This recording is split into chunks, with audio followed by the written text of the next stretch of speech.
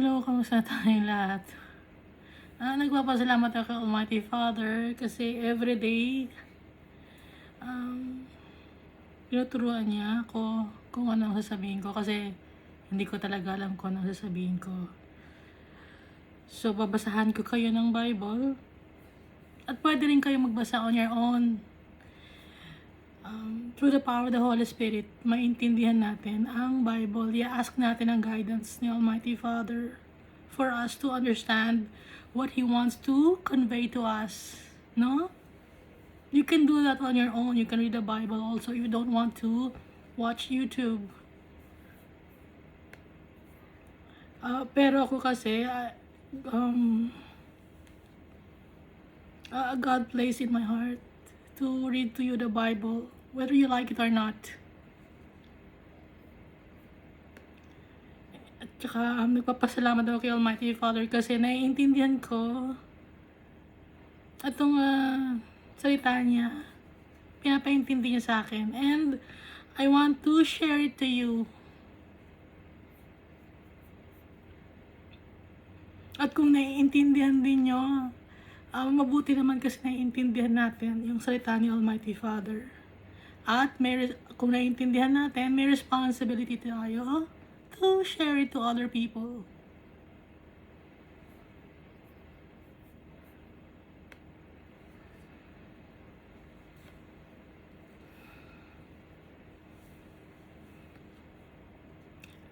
Lately ko lang naiintindihan itong Book of Ezekiel, pati yung Book of Daniel. So, lahat, lately ko lang naiintindihan.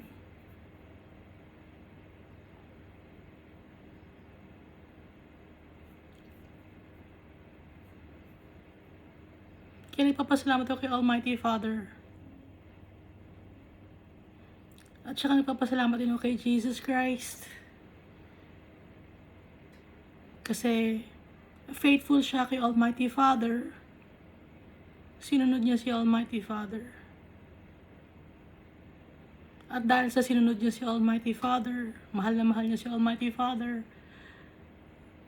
dahil kay Jesus Christ, masisave tayo. Magtitiwala tayo sa pangalan ni Jesus Christ. Dahil meron ding power and authority si Jesus Christ to forgive sins. Tsaka, from Genesis up to the book of Revelation, binabanggit si Jesus. Akala ko lang noon, nasa New Testament si Jesus. Wala pala. Nandito sa Genesis up to Revelation. Hindi lang sa New Testament. Hindi sa atin na ituturo dati.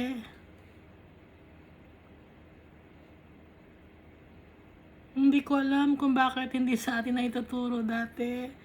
Ang naituturo lang sa atin ay yung prophecy na darating si Jesus Christ. Pero yung nandito rin si Jesus Christ na gumagawa ng kagustuhan ni Almighty Father, hindi sa atin na ituturo. So, bakit alam natin? Kasi tinuturuan tayo ni Almighty Father. Time na para malaman natin.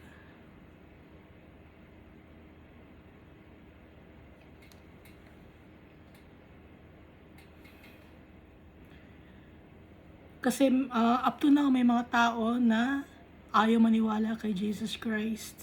Hindi masisave ang mga tao kung hindi magtitiwala kay Jesus Christ, kung hindi nila na-acknowledge si Jesus Christ as Lord and Savior.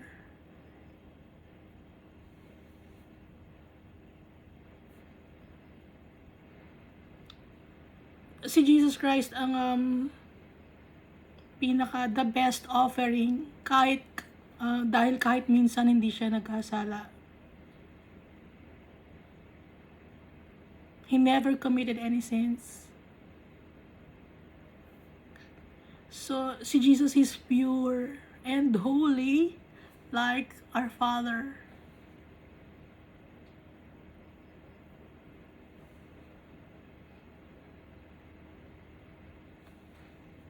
So last time, binasa natin yung Ezekiel chapter 6 and 7.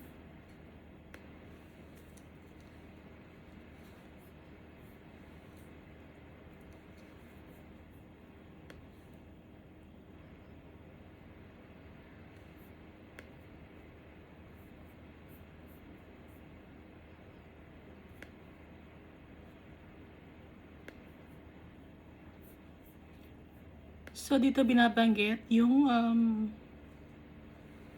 kaparusahan sa mga tao na nagre-rebelde kay Almighty Father. Hindi sumusunod kay Almighty Father. Hindi nirespeto si Almighty Father. Pag hindi natin ginagawa ang gusto ni Almighty Father, hindi natin siya nirespeto. Hindi natin siya minamahal. Hindi natin siya kinoconsider na mahalaga sa atin. Dahil ang totoo, napakahalaga ni Almighty Father sa atin. Siya ang ating Creator. Kaya dapat natin siyang nirespeto, minamahal, pinupuri at pinasasalamatan.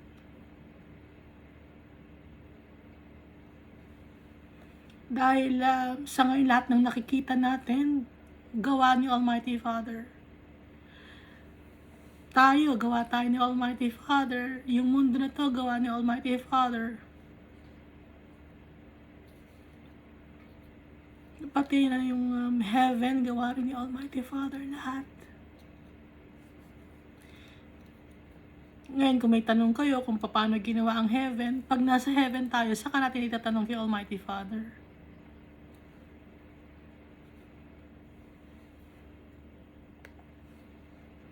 Ang importante sa ngayon ay kung paano tayo magtitiwala kay Almighty Father. Paano natin siya maiintindihan, yung puso niya, isisik natin. Dahil ipinakilala sa atin ni Jesus Christ, si Almighty Father.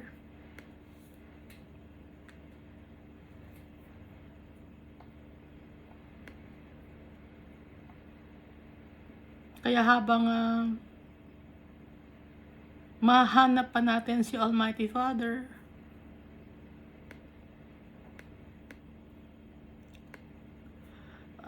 hingin natin ang kanyang tulong at lagi tayong magmakaawa at magtiwala sa kanya.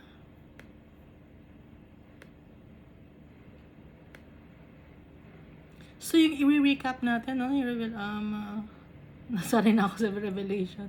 Sa Ezekiel chapter 6. So, ayaw ni Almighty Father ng mga proud people. May mga pride, may ego. Kaya tanggal ni Almighty Father yun dahil yun ang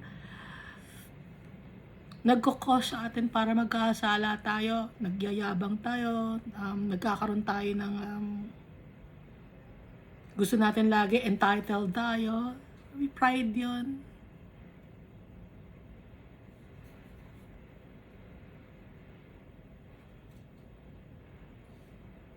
Gusto natin tayo ang bida. Gusto natin tayo ang pinaka-the best. Ayaw ni Almighty Father ng ganon. Gusto ni Almighty Father nagmamahalan yung kanyang mga anak. Nagtutulungan. Dahil yung tatay natin napakabait.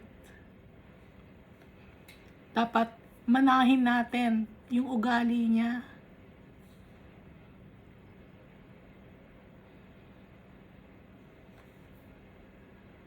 Kaya kung hindi natin susundin si Almighty Father, magiging madumi tayo sa paningin niya. Hindi natin pagtitiwalaan si Jesus. Merong kaparusahan yon, kapalit na bagay na mangyayari na hindi maganda sa atin. Dahil sino ba naman tayo? Gawa lang tayo sa clay.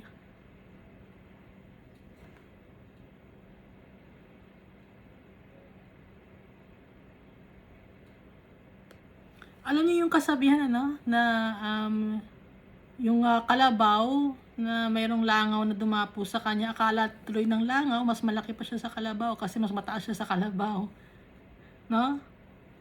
Hindi alam ng langaw, maliit lang siya kumpara sa kalabaw. So para tayong mga langaw, akala natin na bida na tayo, akala natin magaling tayo. Akala natin sa atin umiikot ang mundo, akala natin matalino tayo. Pero yung katalinuhan natin, kamangmangan yan kay Almighty Father.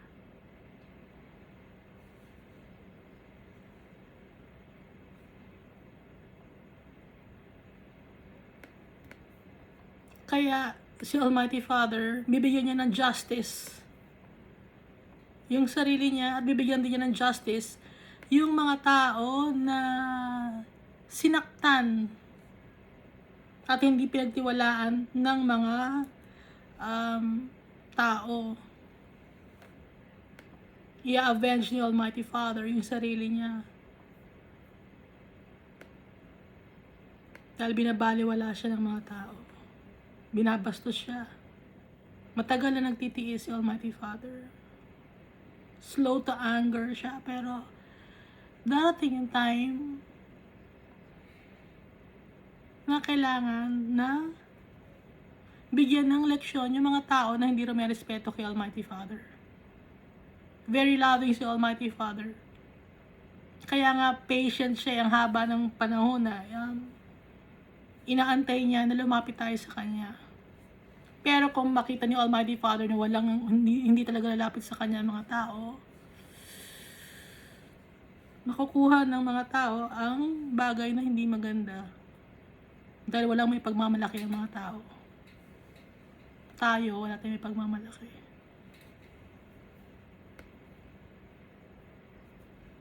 Kaya nga, di ba, I will lay the dead bodies of the Israelites in front of their idols and I will scatter their bones around your altars. Wala tayong matatakbuhan pag nagalit si Almighty Father sa atin. Saan tayo magtatago? Kahit lumipat tayo ng bahay, lumipat tayo ng lugar, saan kayo pupunta sa ibang planeta? Meron bang ibang planeta?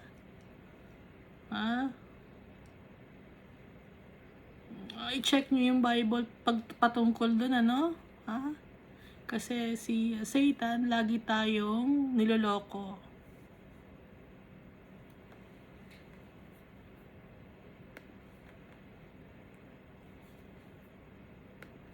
Yung kasinungalingan ni Satan, padami ng padami. Kaya mga tao lalong naliligaw at naniniwala tayo kay Satan. Kaya lalo tayong napapalayo sa tatay natin. Hindi natin alam na si Satan galit sa atin, no? Galit si Satanas sa mga tao.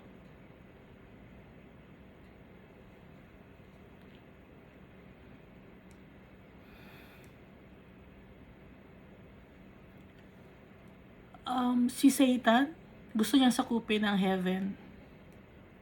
Diba? Alam niyo yun, no? Dahil alam niya yung plano ni Almighty Father. Na ang tao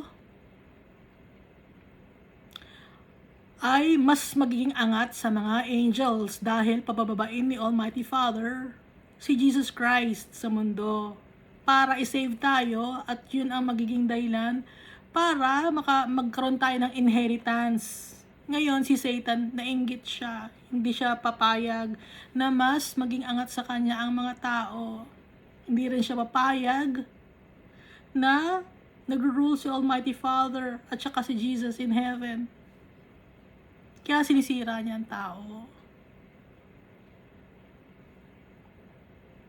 Sa mga tao naman naniniwala sa kanya. Kasi nabubulagan na.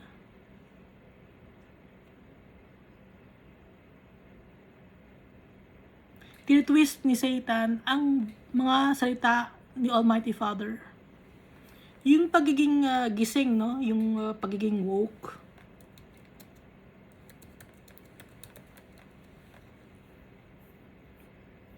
Yung gising sa katotohanan, tinitwist ni Satan yon. Ang ginagawa ni Satan, yung sinasabi niyang wokeness ng mundo na to, ay yung aware sa mga iba-ibang mga gender, wokeness daw ang tawag doon. hindi alam ng mga tao na binubulag sila ni Satanas. Hindi yon ang totoong gising sa katotohanan. Nagsisinungaling si Satanas sa kanila.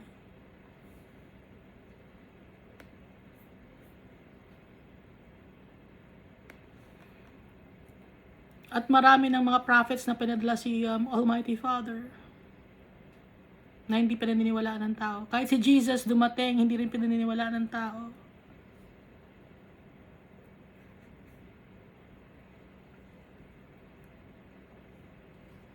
At kung pinaniniwalaan man ng tao si Jesus, twists ang katotohanan.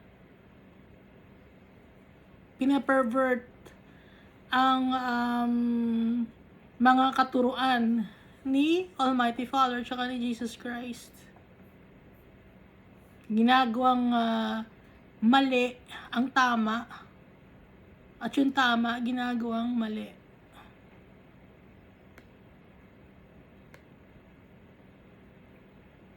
Pero kung magtitiwala tayo kay Jesus Christ, didikit tayo kay Jesus Christ, may spare tayo. But I will spare some, for some of you will escape the sword when you are scattered among the lands and nations. Merong mga tao ang masasave sa sword, hindi mamamatay. Ang kamatayan, ang ibig sabihin ng kamatayan, no, is yung second death.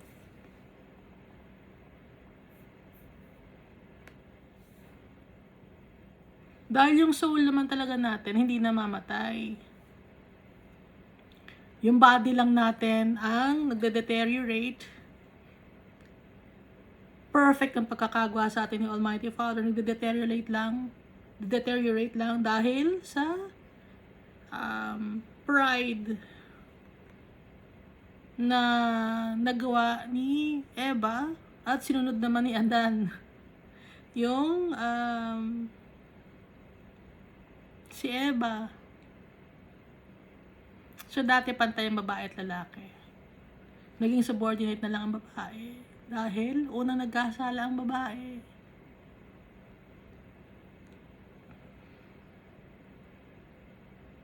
Dahil ang babae ay nagkaroon siya ng pride.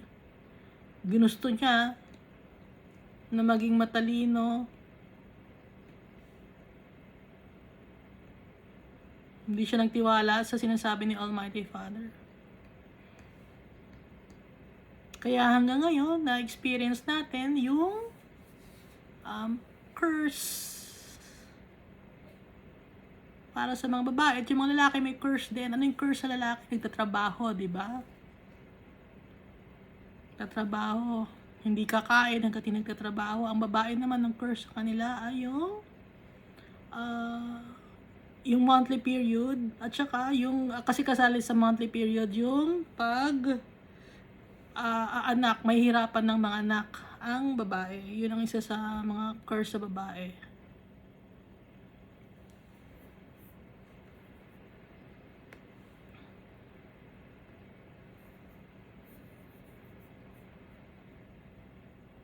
Kaya nakikita nyo, no, yung from Genesis up to the book of Revelation, kasalanan ng tao. Lagi nagpapaalala sa atin si Almighty Father. Hindi na natapos yung kasalanan ng tao. Kaya si Almighty Father, He will give justice to Himself. Kung tayo, humingi tayo ng justice, how much more si Almighty Father na holy. Kailangan ni Almighty Father ng justice.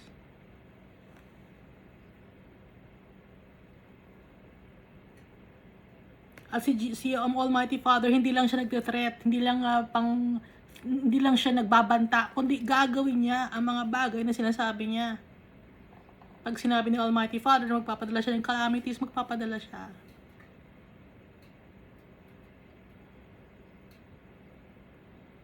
Hindi siya nananakot. Totoo ang lahat ng sinasabi ni Almighty Father.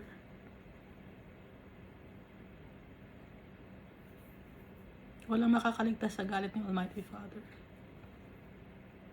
So ito ang binabanggit ko ay sa last days to. Ito kasing Ezekiel ay prophetic book. Ngayon dito naman sa Ezekiel chapter 7,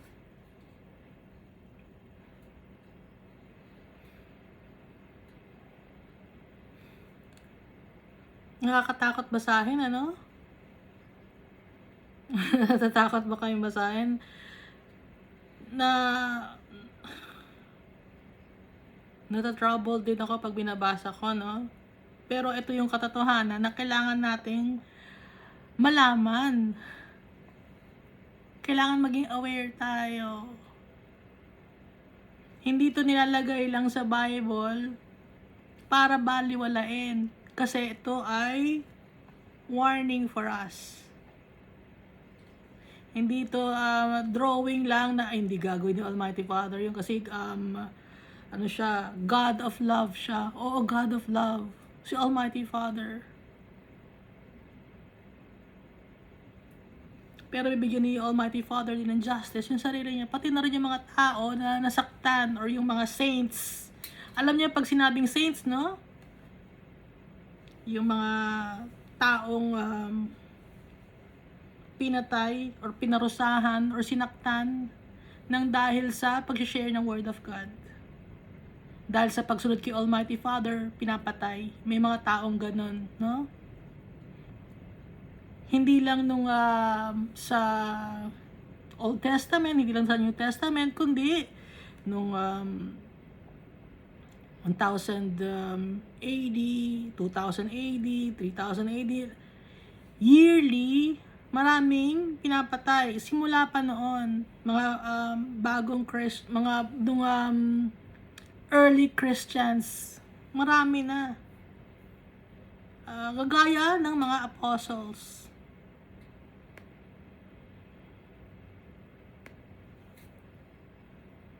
At inalaw ni Almighty Father yon.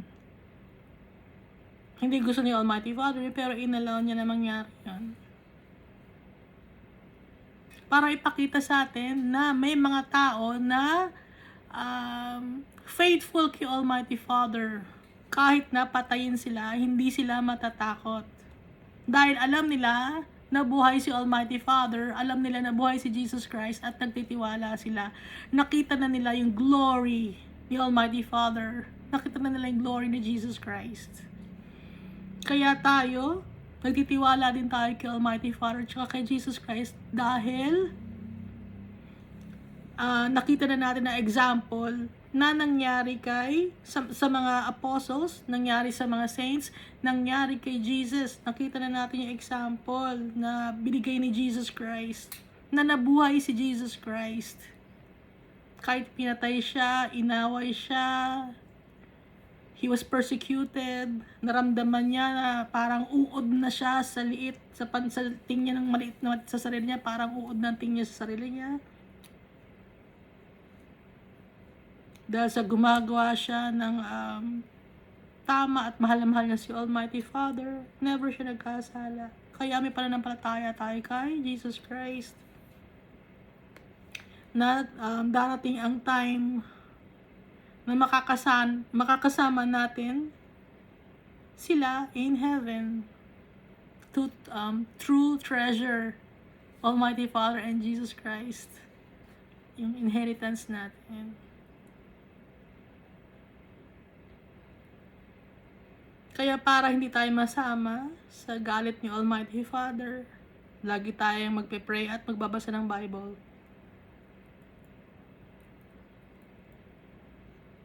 Hindi tayo masasave hanggat hindi tayo titiwala kay Jesus Christ. Kasi si Jesus Christ ang the only way to the Almighty Father. Wala nang iba pa. Only Jesus. Kaya kung meron dyan na nagdadasal kayo sa mga santo, nagdadasal, may tinatawag kayo ibang mga pangalan, hindi kayo naririnig nun.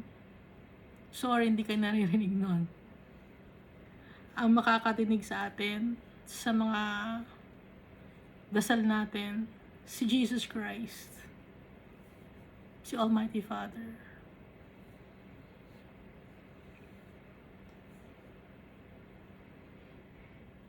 Sila lang ang makakarinig sa atin.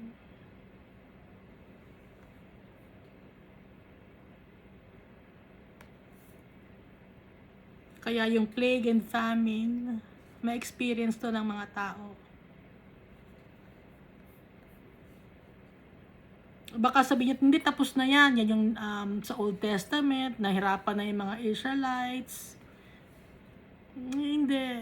May darating pa na mas matindi.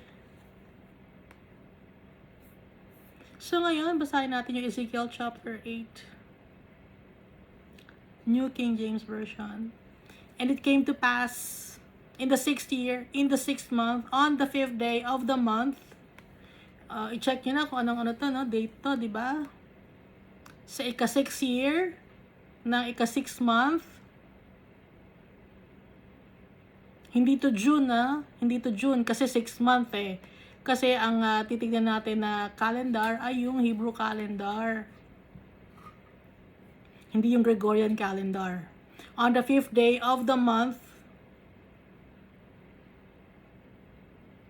as I sat in my house with the elders of Judah, sitting before me, that the hand of the Lord God fell upon me there. So nakakita na naman ng vision. See? Ezekiel.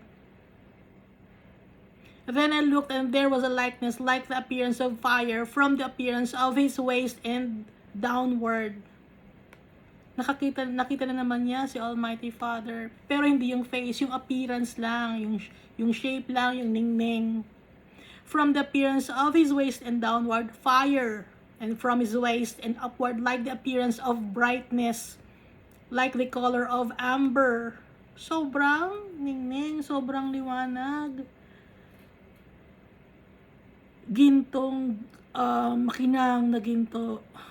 Ganun ang kulay. Nakita niyo na siguro, no? Na-check niyo na yung kulay ng amber. Na nagliliwanag. Nagba-bright. Nag-glow.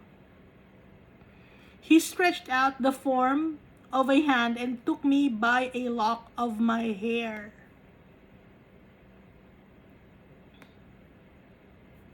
So itinaas si Ezekiel. Sa buhok siya hinawakan. And the Spirit lifted me up between earth and heaven and brought me in the visions of God to Jerusalem, to the door of the north gate of the inner court, where the seat of the image of jealousy was, which provokes to jealousy. Our God is a jealous God. Kasi hindi natin siya ina-acknowledge. Kahit siya ang ating creator, nalulungkot siya pag binabaliwala natin siya. Dahil mahal na mahal niya tayo.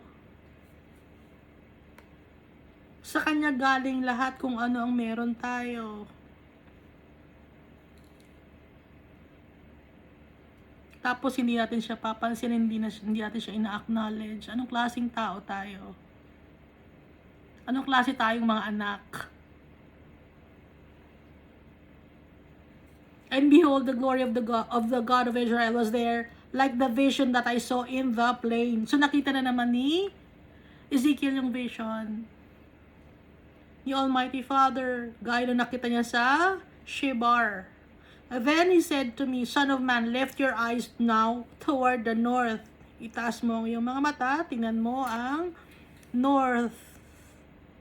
So I lifted my eyes toward the north, and there, north of the altar, was this image of jealousy in the entrance. Yun ang nakita ni Ezekiel. Furthermore, he said to me, Son of man, do you see what they are doing? The great abominations that the house of Israel commits here, to make me go far away from my sanctuary. Nakikita mo ba, Son of man? Patungkol niya kay Ezekiel. Nakikita mo ba yung karumal-dumal na ginagawa nila? Kaya napapalayo ako sa aking sanctuaryo. So sino ang sanctuary? Tayo, ang church, yung temple, ni God yung katawan natin. Napapalayo tayo sa Kanya dahil sa kasalanan. To make me go far away from my sanctuary. Now turn again, you will see greater abominations. Tumingin ka ulit.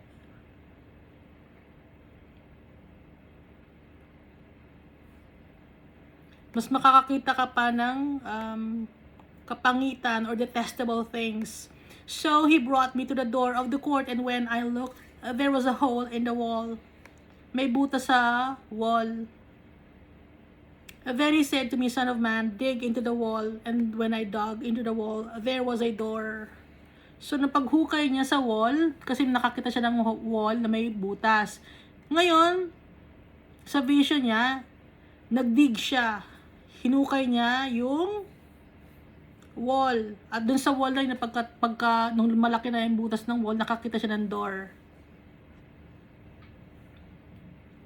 And he said to me, go in and see the wicked abominations which they are doing there. Tingnan mo kung anong ginagawa nilang mga hindi magagandang bagay. Kadumihan. So I went in and saw, and there every sort of creeping thing, abominable beasts, and all the idols of the house of Israel, portrayed all around the walls. Ayaw na ayaw ni Almighty Father. Ang kadumihan ng mga idols, ayaw ni Almighty Father.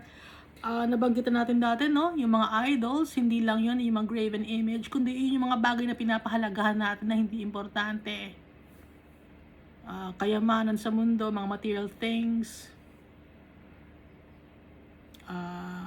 pera, lupain, na hindi naman talaga permanent, temporary lang. Mga alahas, you know.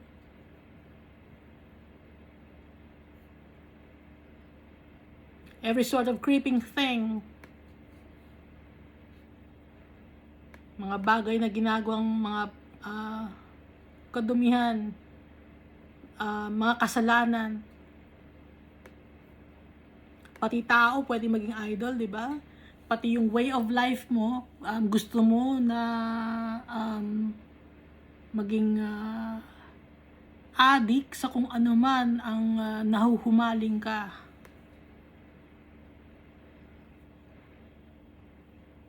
And there stood before them 70 men of the elders of the house of Israel, and in their midst stood Zanaiah the son of Shaphan.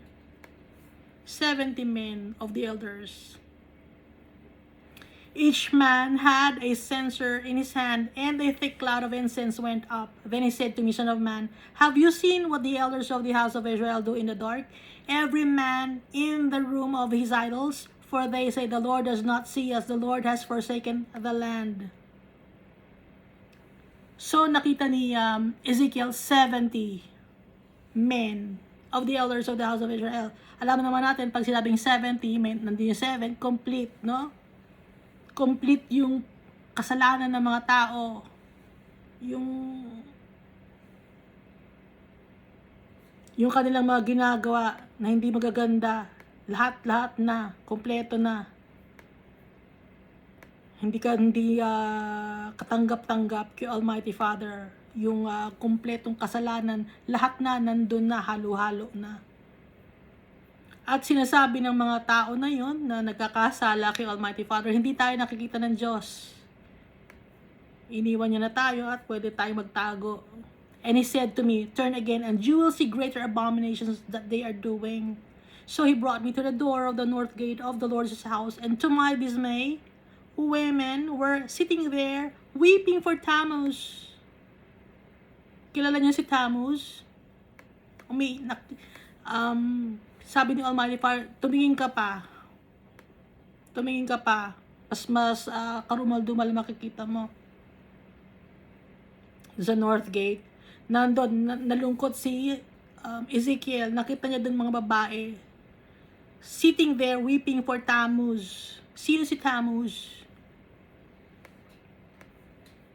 Si Tammuz, ito yung sinasamba ng mga babae. Si Tammuz, anak siya ni Semiramis. Si Semiramis, asawa ni Nimrod. tao si Semiramis dun sa natandaan niyo ba yun, si Semiramis sa Tower of Babel? Nasa Bible din si Nimrod, no? Great man, si Nimrod. Saan na ba yun?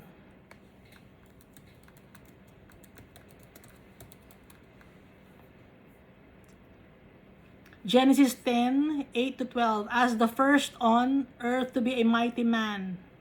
Mighty ang tawag kay Nimrod. He was a mighty hunter before the Lord. Mighty. Ibig sabihin powerful, no? Nung kapanahon na niya, si Nimrod ay powerful. Ang asawa niya si Semiramis. Ngayon, nalulungkot si Semiramis, namatay si Nimrod. Dahil sa Blue Lotus Flower, nabuntis si Semiramis, sabi niya, nag-reincarnate. Si Nimrod, naging si Tammuz.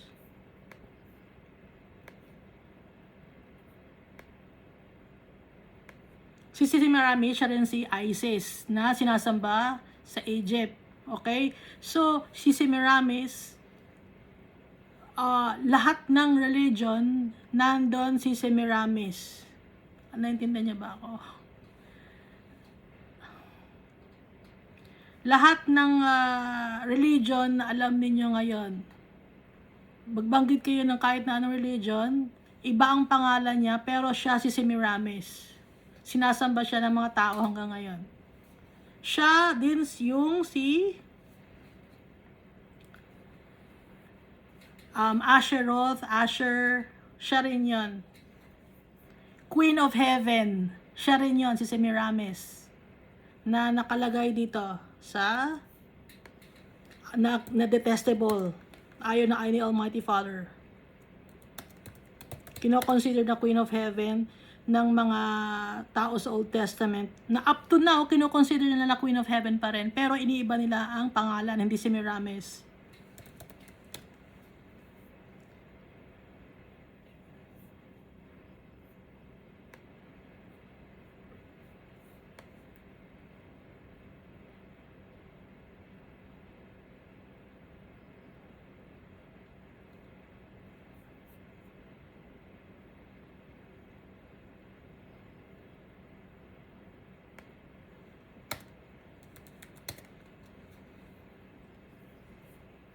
Hanapin ko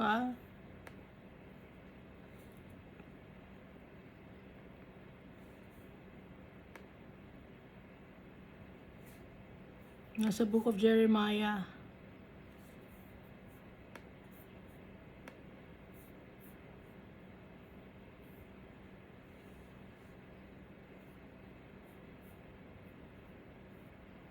Jeremiah chapter 7 verse 16 up to 20. Therefore do not pray for these people, nor lift up a cry of prayer for them, nor make intercession to me, for I will not hear you. Do you not see what they do in the cities of Judah and in the streets of Jerusalem? The children gather wood, the fathers kindle the fire, and the women knead dough to make cakes for the Queen of Heaven. Okay, so nasa Bible, Queen of Heaven ang sinasamba ng mga tao, and they pour out drink offerings to other gods that they may provoke me to anger. Ayaw ni Almighty Father.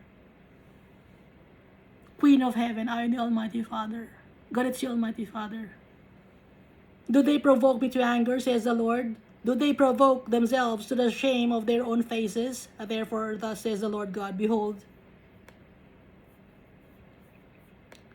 my anger and my fury will be poured out on this place, on man and on beast.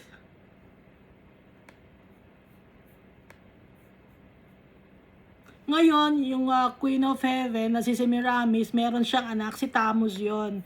Ngayon, sinasamba rin nila si Tammuz. Okay?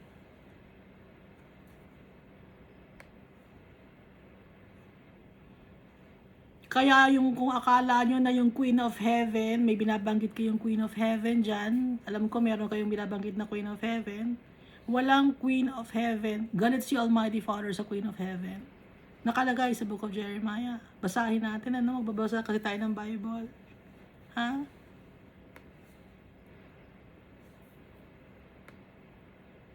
Dahil ang dapat lang nasambahin si Almighty Father tsaka si Jesus Christ. Yun lang. Wala nang iba. And then he said to me, balik na tayo dito sa Ezekiel chapter 8 verse 15. And then he said to me, have you seen this, O Son of Man? Turn again, you will see greater abominations than these. So ayon ni Almighty Father na may ibang sinasamba kasi nasasaktan si Almighty Father dahil hindi mga totoong Diyos itong sinasamba ng mga tao na to. Si Tammuz, yung Queen of Heaven, ayon ni Almighty Father. Then he said to me, have you seen this, O Son of Man? Turn again, you will see greater abominations than this. So he brought me into the inner court of the Lord's house, and there at the door of the temple of the Lord, between the porch and the altar, were about 25 men with their backs toward the temple of the Lord, and their faces toward the east, and they were worshiping the sun toward the east. Ang nakita naman sa vision ni Ezekiel ay isang greater abomination na naman, no? 25 men nakatalikod sa temple ni Almighty Father, hindi kay Almighty Father, hindi nila na-acknowledge si Almighty Father. Instead, their faces are toward the east. Nasa east yung tingin ng mga tao ng 25 men na yon. And they were worshiping the sun toward the east. So, sinasamba yung sun. So, mayroon tayong alam natin na iniba yung Sabbath day. Ginawang Sunday kasi worshiping the sun. No? S-U-N. Sinasamba yung araw. Paganism. Ayon ni Almighty Father. It's abomination. Detestable to God. Sino to namang sinasamba toward the east? So, alam natin na yung east, andun yung Tower of Babel, andun yung Babylon, yung pinakaunang religion na noong time na yon, pinakauna, Zoroastrianism. So may sinasamba sila na ibang Diyos. So yung ibang Diyos na yung sumasamba rin sila sa sun. So kaya ang nangyayari sa mundo natin paulit-ulit lang. Nakita niyo ba yung ano nyo? Yung flag nyo? May mga flag ang bawat country. May sun, di ba? May araw. Yung star, sun din yon, no? Di ba sabi? Yung star, sun din yon, malayo lang. Sinasamba.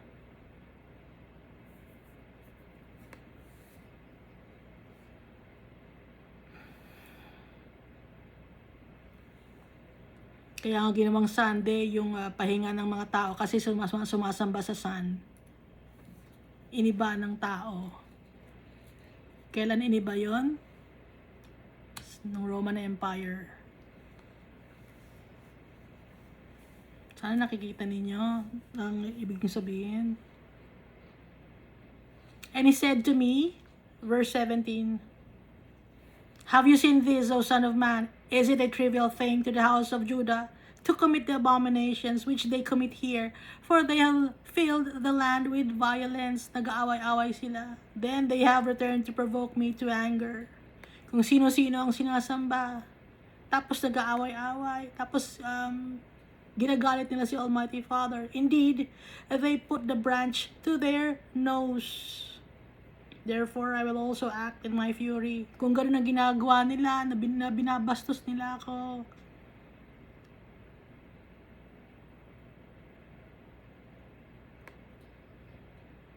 Gagawa din ako ng action dahil galit ako.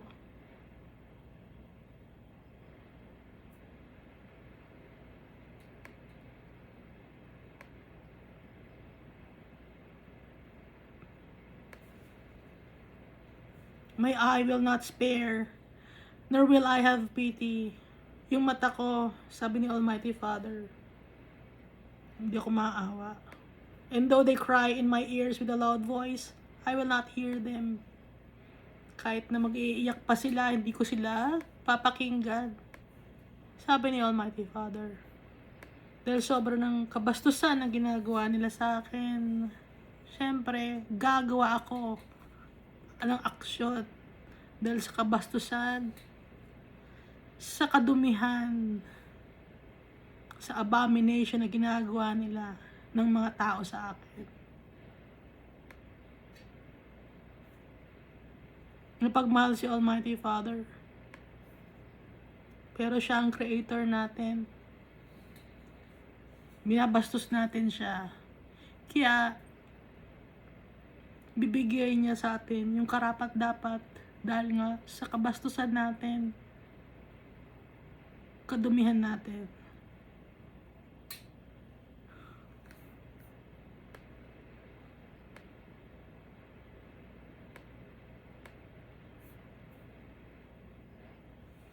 Yung mga bagay na sinasabi ko, yung ba yung mga bagay na gusto niyang marinig? Hindi, di ba? Hindi niya gustong marinig to. Pero, kailangan nating malaman. Hindi niyo gustong marinig. Gusto niyo lang kasi lagi, puro pagmamahal. Mahal ako ni Almighty Father. Bibigyan niya ako ng blessing. Bibigyan niya ako ng kayamanan. Mag-uumapaw na blessing. Dadalhin niya ako sa kanyang heaven, sa kanyang lugar. Gumagawa tayo ng kasalanan, tapos pag namatay ang tao, ina-expect natin na sa heaven tayo mapupunta. Sa tingin nyo, ganun ang mangyayari? Gumagawa tayo ng kasalanan, ina-expect natin na sa heaven tayo mapupunta, hindi tayo titiwala kay Jesus.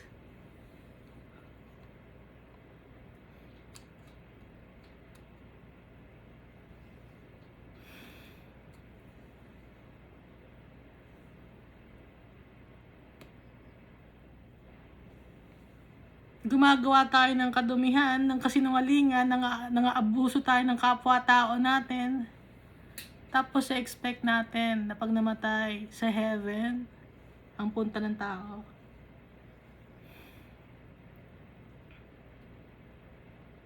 Minsan pag yung tao nawala na sa mundo na to, sasabihin, hindi na, nakapagpahinga na siya, kasama na siya ni Almighty Father. Minsan may isip mo, anong buhay ba ang nangyari sa tao na to nung nandito sa lupa?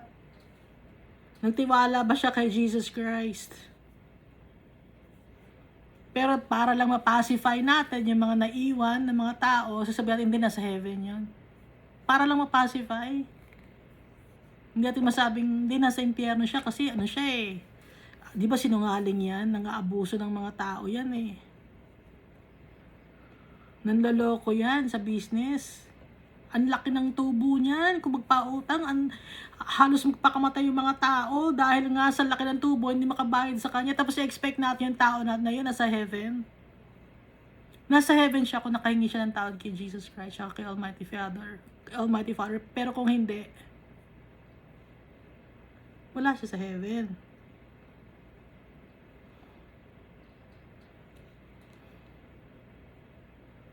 Kung iba ang tinatawag niyang pangalan, aside from the Almighty Father and Jesus Christ, wala siya sa heaven. And that's the truth.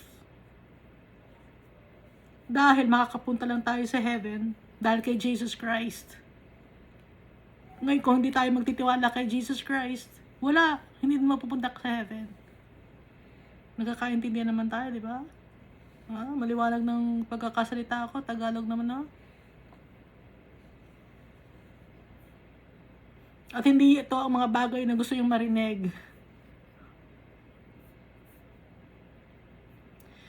Ulitin ko 2 Timothy chapter 4 verse 3 to 4. They will follow their own desires and will look for teachers who will tell them whatever their itching ears want to hear. Yung itching ears nyo, hindi ito ang sinasabi ko ang gusto nyo marinig. Hindi nyo matanggap. Hindi matatanggap ng tao.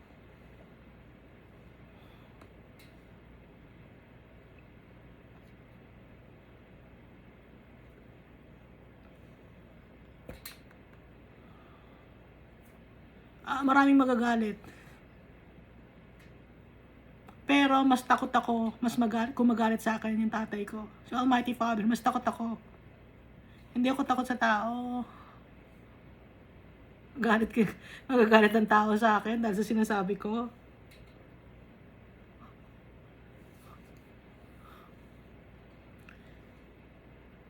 Hindi ako takot sa tao. Tatakot ako sa galit ni Almighty Father.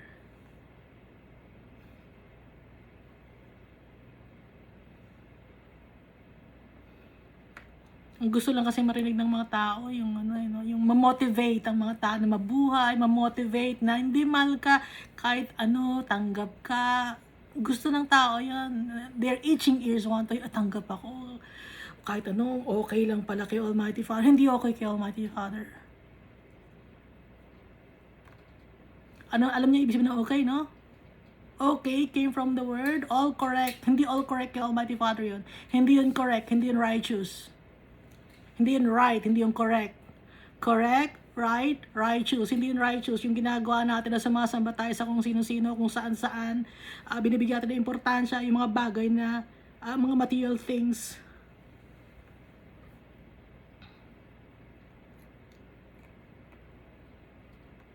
Nilalamang tayo ng kapwa tayo, nanaloko tayo. Minamanipulate natin ang kapwa-tao natin. Sisinungaling tayo. Ayaw ni Almighty Father. It's detestable. It's not acceptable to God.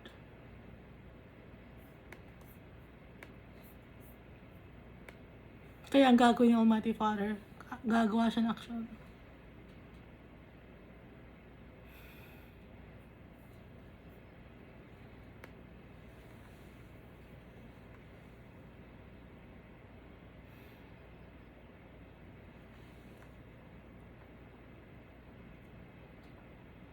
Judgment for the idolaters naman to, for the wicked. Ezekiel chapter 9. Excuse. Dito tayo sa Ezekiel chapter 9.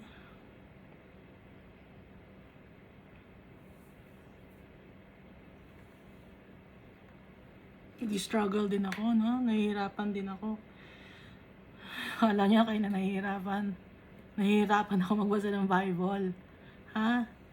Nasasaktan din ako. Nasasaktan ba kayo? Nasasaktan ako eh.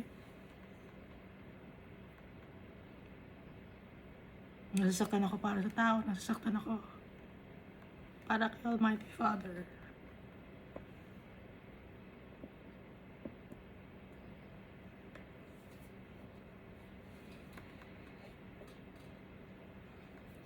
Ezekiel chapter 9. Then he called out in my hearing with a loud voice, saying, "Let those who have charge over the city draw near, each with a deadly weapon in his hand." Kung sino man ang in charge sa bawat lugar, lumapit na may daladalang deadly weapon sa kanyang kamay. And suddenly 6 men came from the direction of the upper gate, which faces north, each with his battle axe in his hand. May lumabas, may dumating na 6 na lalaki. Itong mga 6 na lalaki ito, mga angel to.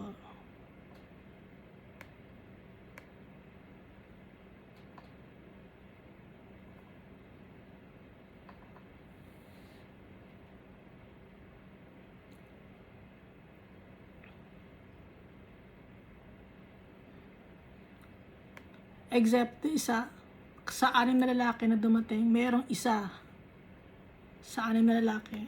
One man among them was clothed with linen and had a writer's inkhorn at his side. They went in and stood before or beside the bronze altar. 6 na lalaki lumapit. Kasama ng 6 na lalaki na yon na isang lalaki na clothed in linen na may writer's inkhorn or may panulat, writing kit.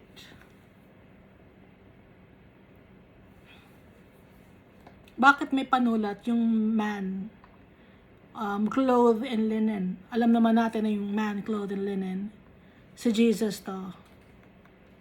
So nabanggit na naman dito sa book of Ezekiel si Jesus.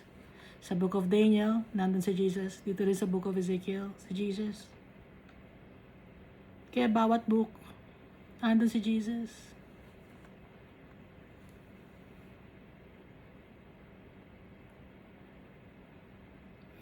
Kaya sabi ni Jesus, I was the one that the prophets mentioned.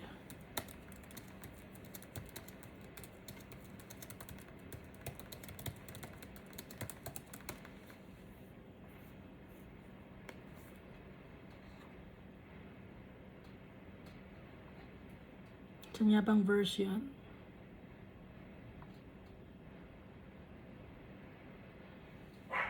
Ako yung binabanggit. Sabi ni Jesus na, di ba? Nabasa niyo ba yon?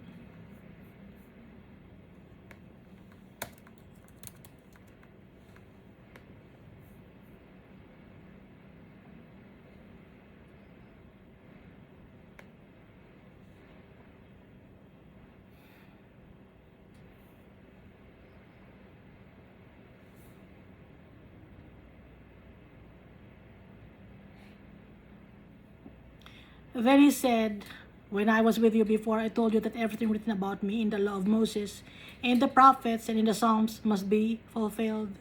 Pati mga prophet, binabanggit siya. Sa Psalms, binabanggit din siya. Sa law of Moses, binabanggit din. Si Jesus Christ. Siya yun. Si Jesus Christ. Man clothed in linen na may hawak-hawak na writers as inkhorn. Bakit may writers as inkhorn? Bakit may hawak-hawak na inkhorn?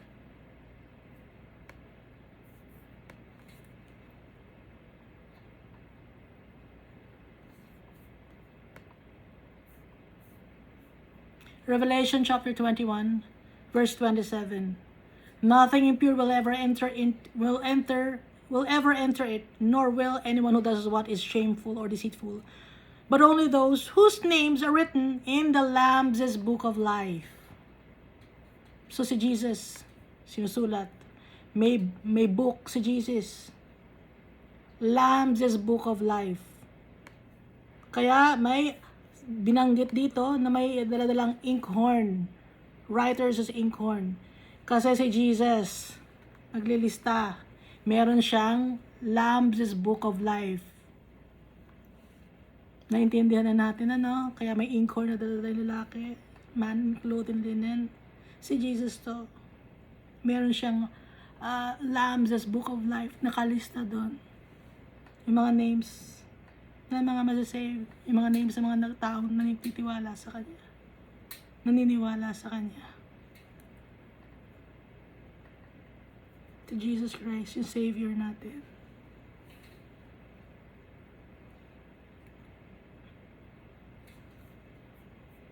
Now the glory of the God of Israel had gone up from the cherub, where it has been, to the threshold of the temple, and he called to the man clothed with linen, who had the writers as inkhorn at his side. Tinawag yung man clothed in linen. Very distinct, no? Or iniiba pag dinidescribe si Jesus kasi clothed in linen. Alam naman natin na ang linen gawa dito sa mundo, gawa dito sa earth. Kaya sa vision nakikita niya na nakadamit ng clothed in linen. Si Jesus Christ, may writers as inkhorn. Dahil si Jesus, sa Book of Life, mahawak ni Jesus ang Book of Life. Naintindihan na natin, ano? Dati hindi ko naintindihan. Kailan ko naintindihan? Kanina lang, 2 hours ago. 3 hours ago pala. And the Lord said to him, go through the midst of the city, through the midst of Jerusalem, and put a mark on the forehead of the men who sigh and cry over all the abominations that are done within it. Lagyan mo ng marka ang mga tao sa kanilang forehead. Yung mga taong nagsisisi, umiiyak, nagmamakaawa. Sabi kay Jesus ni Almighty Father. So nakalagay na naman to sa Book of Revelation.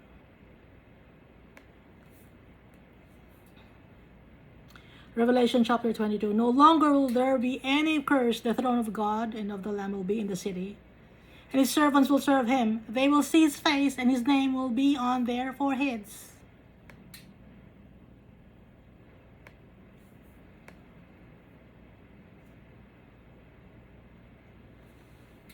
Revelation chapter 14. And then I looked, and there before me was a Lamb standing on Mount Zion, and with him 144,000 who had his name and his father's name written on their foreheads.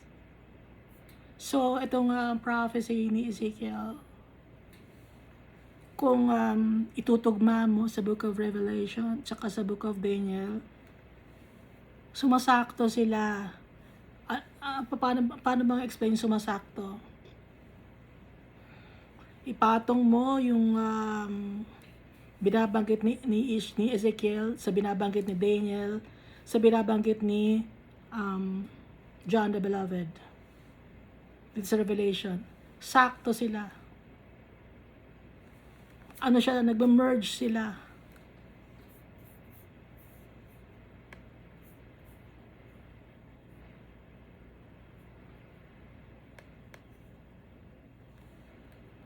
So, ito ay mangyayari sa end of times. To the others, he said in my hearing, go after him through the city and kill. Do not let your eyes spare, nor have any pity. Huwag mong kawaan. So, darating ang oras. No? So, hanggat may pag-asa pa tayo, tawagin natin ang pangalan ng tatay natin. Humingi tayo ng tawad. Utterly slay old and young men, maidens and little children and women, but do not come near anyone of whom is the mark, and begin at my sanctuary. Huwag mong sasaktan kung sino man ay may marka sa forehead.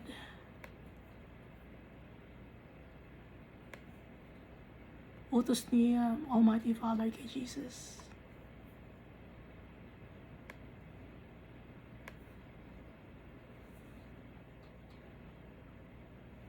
So they began with the elders who were before the temple. Then he said to them, defile the temple and fill the courts with the slain, go out. And they went out and killed in the city.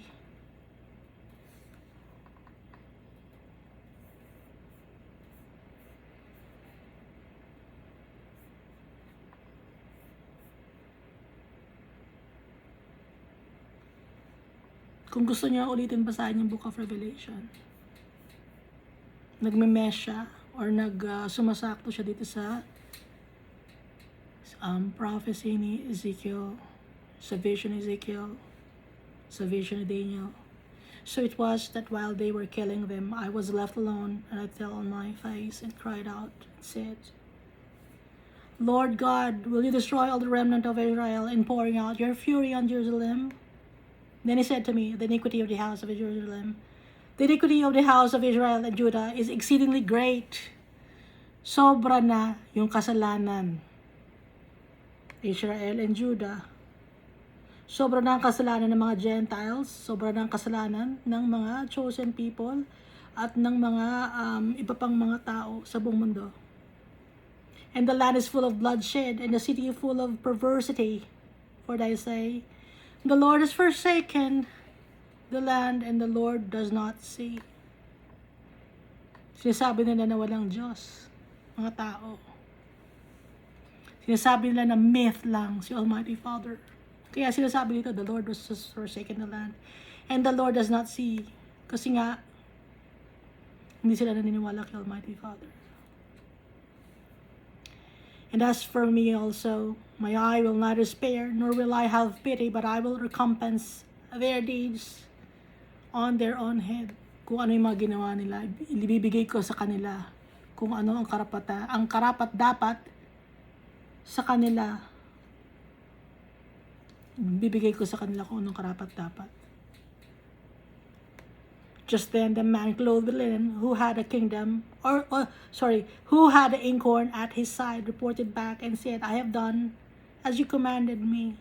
Sabi ni Jesus, si Jesus yung may inkhorn.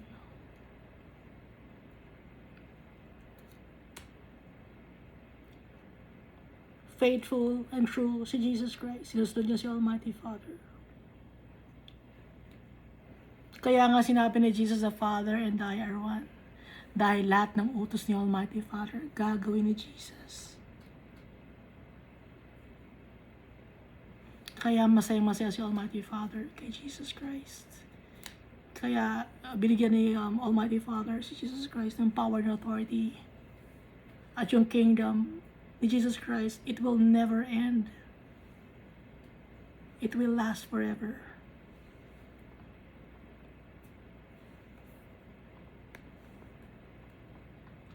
Nahihirapan ako, no? Nahihirapan ako. Inaamin ko.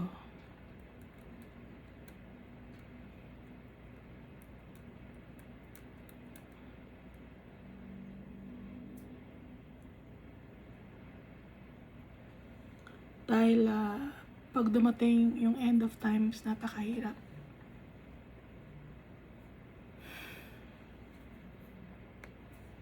Dahil matitigas ang ulo ng mga tao, makukuha nila ang karapat-dapat na para sa kanila dahil bibigyan ni Almighty Father ang sarili niya ng justice, pati na rin bibigyan ni Almighty Father ng justice yung mga tao na sinaktan ng mundo na to.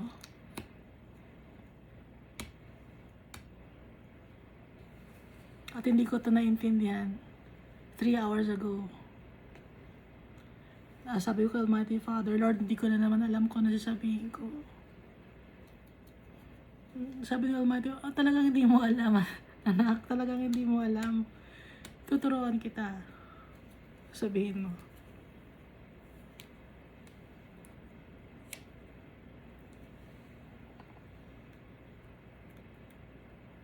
Kaya ibinibigay ko lahat yung kapurihan at karangalan kay Almighty Father kasi hindi ko salita to. Salita ni Almighty Father to. Binabasahan ko kayo ng Bible.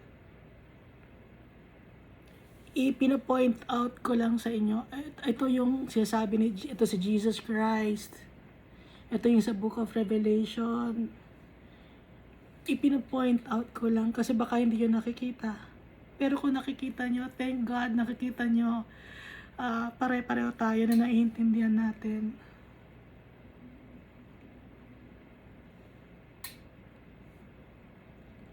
Papasalamat ako kay Almighty Father sa kanyang pagmamahal, sa kanyang faithfulness, kay Jesus Christ, sa kanyang